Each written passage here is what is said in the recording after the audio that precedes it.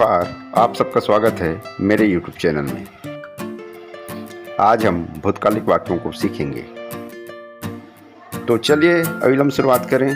पहला वाक्य गोंडे का देखते हैं। नीमा बगा हंदलेन, जिसका अर्थ हिंदी में होगा आप कहाँ गए थे, और ठीक इसे इंग्लिश में कहेंगे वेयर डिड यू गो। अब इसका उत्तर इस तरह से होगा।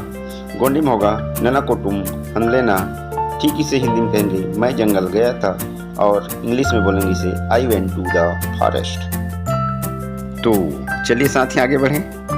देखते हैं गोंडी में निमा हाटुम ते बाता असलेन, इसका अर्थ हिंदी में होगा आप बाजार से क्या खरीदे थे, और इंग्लिश में इसे कहेंगे what did you buy from the market.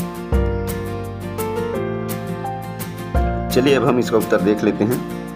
तो गोंडी में होगा नना हाटुम ते गतली असलेना, जिसका अर्थ हिंदी में होगा मैं बाजार से कपड़ा खरीदा था, और ठीक इंग्लिश में इसे कहेंगे I bought cloth from the market.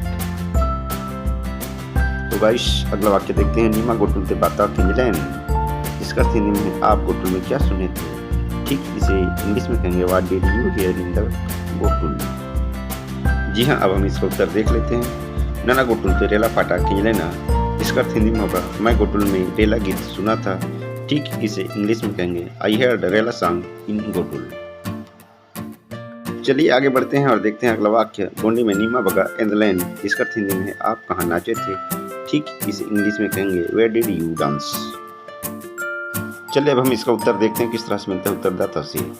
नना मरमिंग लोते एंदलेना, जिसका अर्थ हिंदी में होगा मैं शादी घर में नाचा था, और ठीक इसे इंग्लिश में कहेंगे I danced at the wedding.